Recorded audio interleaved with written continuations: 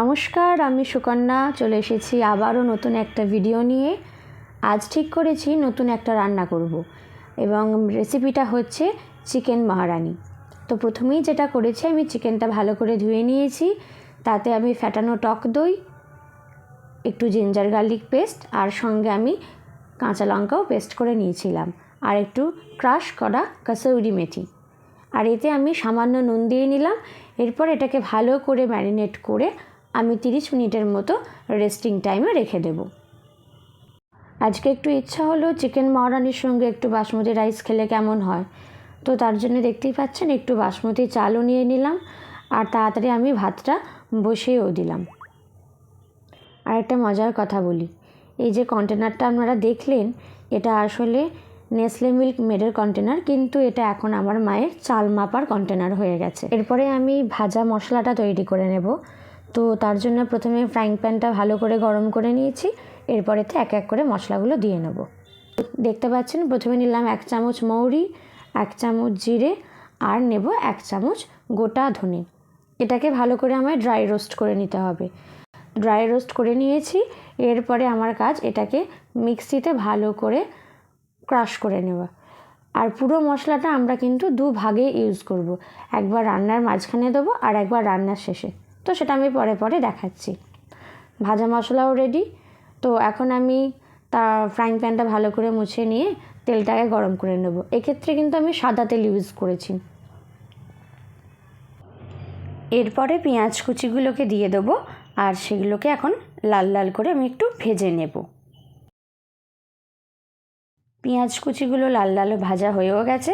এরপর আমি ginger garlic paste, যেটা আমি এক্সট্রা রেখেছিলাম, সেইটা এবার দিয়ে দিলাম। এখন এটা একটু ভালো করে নেড়ে নেবো যাতে পেঁয়াজ রসুনের গন্ধটা চলে যায়। তারপরে বাকি প্রসেসটা আমি দেখাচ্ছি। এখন আমি এতে চিকেনটা যেটা রেডি করে রেখেছিলাম সেটা দিয়ে দেবো। তারপর সেটাকে ভালো করে ফ্রাই হতে দেব। আমি এরপরে মিনিট 10 চিকেনটাকে ঢাকা দিয়ে রাখবো। আর 10 মিনিট পরে দেখুন কি সুন্দর চিকেনটা থেকে জল বেরিয়ে আসছে। তো এখানে একটা কথা আমি বলে রাখি, আমি কিন্তু পুরো রান্নাটায় কোথাও এক্সট্রা জল অ্যাড করিনি। এরপরে আমি যে এক্সট্রা ভাজা মশলাটা রেখেছিলাম সেটা আমি চিকেনে দিয়ে দিলাম, আর এটাও একটু ভালো করে মিক্সড করে নেব। চিকেনটা বয়েল হতে হতে এই ভাজা মশলাটা খুব সুন্দরভাবে চিকেনের গ্রেভিটার সঙ্গে ভালোভাবে কুক হয়ে যাবে। এইভাবে আমরা মিনিট 10 রাখবো। তো এরপরে দেখুন চিকেনটা থেকে কত সুন্দর তেল ছেড়ে এসছে।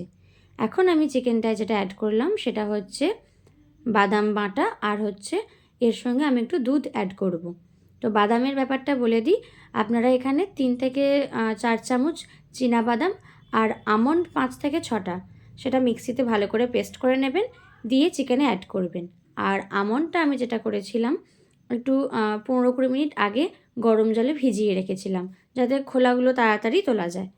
তো এইভাবে আমি কিছুক্ষণ, কিছু না হলেও মিনিট 10 আমি এইভাবে একটু কুক করে নেব। আর এক্ষেত্রে আমি গ্যাসটাকে একদম লো ফ্লেমে রাখবো, আর ঢাকা দিয়ে রাখবো এখন আমি 10টা মিনিট। 10 মিনিট হয়ে গেছে, আর দেখুন কি সুন্দর আমাদের চিকেন মহারানি একদম রেডি। একদম লাস্ট স্টেপে আমরা আছি। এই সময় আমি যে এক্সট্রা ভাজা মশলাটা রেখেছিলাম আর একটু সামান্য ড্রাই কাসুরি মেথি আমি অ্যাড করে দিলাম। আমি গ্যাসটা অফ করে দিয়েছি, আর এখানে আমি এটা ভালো করে মিক্সড করে নিয়ে 5 মিনিট ঢাকা দিয়ে স্ট্যান্ডার্ড টাইমে রেখে দেবো। তাহলেই আমার একদমই রেডি হয়ে যাবে আজকের চিকেন মহারানি।